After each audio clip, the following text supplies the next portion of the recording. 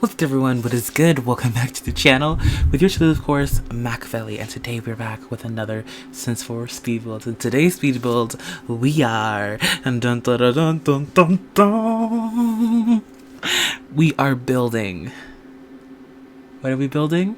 A house. So today's gonna be a house. So today's house is actually going to be, let me actually look at it real quick because so I can describe it to you guys. You know, I gotta give you guys a nice introduction into the video. So it is it a farmhouse style? I don't know. Hold up. I gotta see which one, because I build a few at once, so I don't know which one I uploaded.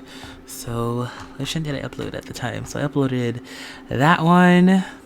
Okay, I'll upload one. So I have a few more that I can go and upload. So this one, which one should I pick? Which one? Oh, I like that. That looks good. Sorry, I'm just looking at apartments that I could build in the future. But anyways, let's go back.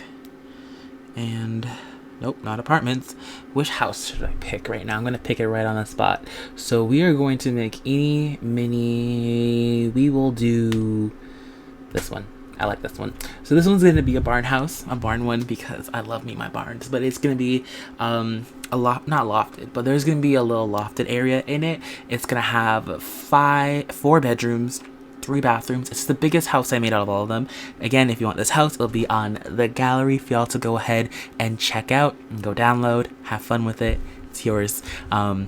Yeah, everything, all these houses that I'm talking about that are free are on the gallery. So if you have me on the gallery, you already see them there, and y'all can go ahead and have fun with them. But yeah, I hope you guys will enjoy it. I wanted to go ahead again, like I said before, give back, but also I wanted to make various type of houses. I don't know, because I like farmhouses, and I thought I'd go ahead and make some that are actually game friendly for you guys. So there you go.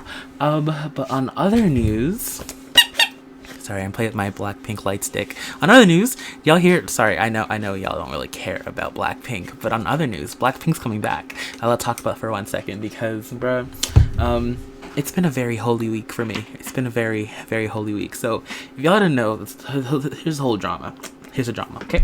So Blackpink is a group from YG. For the last few months, us Blackpink fans, we call ourselves Blinks, have been fighting YG for proper treatment. And so lately they've been giving us content, which is something that we've been deprived for like what, 1 year and 2 months. So it's very unusual right now. Like today, we found out that Jisoo, my baby, is actually going to be an actress. Again, I'm pretty sure y'all don't care, but I need to talk about it, because I have no one else to talk to about this, because no one else I know is into K-pop, so it sucks. But like, bruh, I'm so happy. Like, it just feels so nice to just it feels good. Just, I don't know, I'm just in a good mood today. I'm just happy. I'm very happy. I'm very, very, very happy. Hope y'all are too, because we can all be happy together. But yeah, I just want to go ahead and tell you guys that for some reason, because I don't know. Again, I'm weird like that. But in other news, other than that though, hold up, I just got a message from somebody. Give me 1 quick second, because I am looking for somebody to message me about something, and so I'm hopefully it's that person. It is not. Wow, the disappointment that just hit me.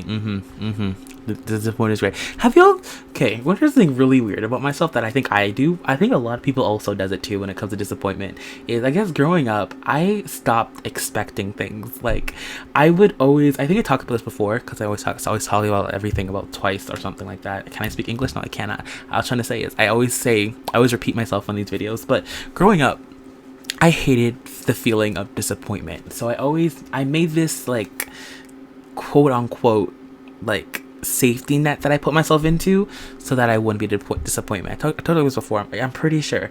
But so growing up, I used to what's called again, I just, again, since my family growing up, we weren't that wealthy, so I knew when my mom says, hey, we're going to Wonderland, I used to always take it with a grain of salt. But with me is, when someone tells me one thing, my mind runs with it. Like, I remember this one time, my mama says we're going to check us up to Florida, right? And so with me being the person I am, I of course go online to go search to Florida, and then search up what's around, like, my aunts, because we're gonna go visit my aunt in Florida. So I went on Google and started searching up areas about what I want to do in Florida. So I started searching up all these type of things.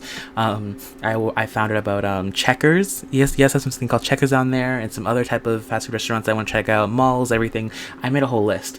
But the thing is though, when the day was getting closer, and my mom, like, we could just tell that it wasn't gonna happen, so I started putting myself in this, like, protective state I always do to myself, where I put myself, I literally sit down and I say, Malik, we're not going. Like, we're not going. It's not gonna happen, Malik. Don't get your hopes up. It's not gonna happen. And so I say to myself, okay, so if we do go, then so I say to myself, okay, we're not going, right? We're not going. I just make my mind remember. I don't say this. I make my body or my mind. I like drill into myself that it's not gonna happen. Like, for another example, if we're going to Canada's Wonderland, I'll use that again. I think I used it the last time. I'll say to myself, okay, we're not going to Canada's Wonderland. It's not going to happen. The day comes, it's not going to happen. Like, it's not going to happen. Even though there's a good chance it's going to happen, I say to myself, it's not going to happen, so that when it doesn't happen, I don't get depressed. But then I always say, well, hey, if it does happen, then, it goes. Actually, no. What was a better example? This is what I do. Whenever I bet on something. So, example, we're watching basketball, and I want my favorite team used to be Golden State Warriors, right? And so when the Golden State Warriors are playing bad, I say to my brother, because we always bet, like, oh, my Golden State's gonna lose, like, there's no way they're gonna win, like, Golden State sucks. Because even though I'm a Golden State fan, I always say they're gonna lose and something. So when they do lose, I'd be like, see, I told you they're gonna lose, because I prepare myself they're gonna lose. But when they win, I'm like, yes. I secretly side, I'm jumping up and down, like, yes, they won, I'm happy, even though I say they lost, because I still want them to lose. Like, I still want them to win. I still want them to win inside my heart, but I keep on saying to myself that I want them to lose, so that when they do lose, I don't look like, I don't look, it's like I guess it's not really a protective mechanism. I do to, like, trick myself. Like, whenever I'm betting on something, I'll always bet on something that I'm against, so that if I lose, so I never lose. Does that make any sense? So I never lose. Okay, this whole commentary is so weird, because I guess I'm just learning about myself as I'm going. Again, if you're not following, I'll try to explain it again. I guess it's not really a protective mechanism. It's more of a, I never want. I guess I can't handle losing. Maybe that's it. But I never want to lose. So I always say, like I said, if I want the Golden State Warriors to win, I say, and so it's pretty much the Golden State's versus the Raptors. And I want Golden State to win. I'd be like, the Raptors are gonna win. I bet you the Raptors are gonna win. And so, like, okay, Raptors are gonna win then. And then when the Raptors win, I'm like, yes, I told you Raptors are gonna win. Even though I wanted the Golden State Warriors to win, I'm still gonna be happy because I was right. The Raptors won. But if the Warriors won and beat the Raptors, then I'd be extremely happy on the inside, because the Warriors won. Even though the Raptors didn't win, I still wanted the Warriors to win, so I was right. So you see, does that make any sense? It's like a mechanism I made. It's not like I made it. I just do that, so I never lose, really. Because even when the team I don't want to win wins, I still win because I voted for them, And when the team that I want to win wins, I still win, even though I didn't vote for them because I wanted them to win. Again, it's really stupid. It's really confusing. When I think about it now, I still do it to this day. I actually did it last week, where where I was calling in, where we were picking restaurants and to eat with my brother, picking restaurants, and I picked one restaurant because I had a feeling we were gonna go there, but then there's another restaurant that I wanted to go to, so I picked that restaurant. I was like, hey, we can go to this one, right? But then I kind of made it sound like I didn't want to go. I don't know, it was weird, but anyways. We ended up picking the restaurant I wanted to go to, like, really wanted to go to, not the one I picked. So I was happy because I felt like, A, I didn't force you guys to go to this restaurant. Y'all went to there anyways, but I want to go there anyway. So I don't know. It's weird. Again, I feel like I don't know why I do it, but I've done it since I was a kid till now. I always set myself up. I always pick the thing I don't want, and so when it's picked, I feel like I was correct. And when it doesn't get picked and the one I do want gets picked, I feel like inside I won. It's does that make any sense? I don't know.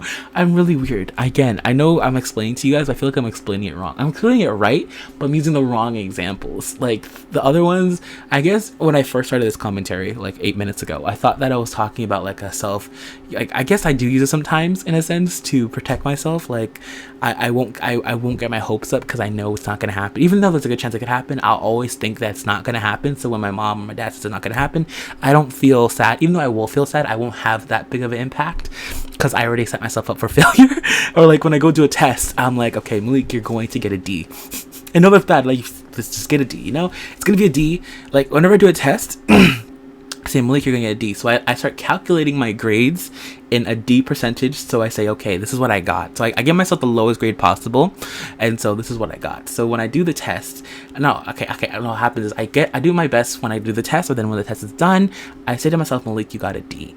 So I start calculating my grade, my average in that D percentage, and I prepare myself for it because I don't know how I did, but if I prepare myself for the worst, well, the worst could be I fail, but I can never prepare myself to fail, because if I fail, then I'm going to fail the course. So I always prepare myself for the lowest grade possible, which is a D minus, and so I prepare my average for the D minus. So when I get the test back and I get like a D or a B or whatever it is, I'm prepared for it, because like all I can do is be happy. Unless I fail. If I fail, then there's despair. I can't do anything about that. But like, if I get a D, I'll be happy, because I'll be happy, but I'll be okay because I prepared my mind for it.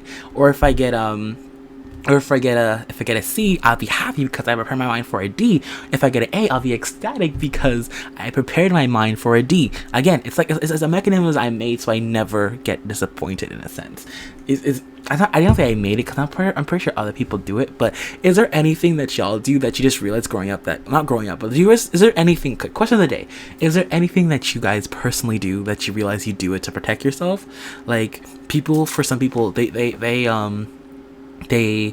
fail their relationships on purpose. Like they'll put a self-doubt in their relationships to make it fail, so they don't have to like love somebody, you know, because they're afraid to love. You know, is there anything that you do, like it's kind of like self-destruct, not really self-destruct, but a way of protecting yourself, so you guys like self-sabotage in a sense, like have a thing? I don't know. Let me know below if you guys have anything like that. That's pretty much it for me. Hope you guys enjoyed the build. Hope you guys enjoyed this commentary, and of course I will see you all in the next one. I'm out. Yes, the Q&A is coming. These are all pre-recorded, so I cannot see any of the comments yet. So when I come back from my trip, I'll do it then. So yeah, the Q&A is still going on. Don't worry. Got you guys.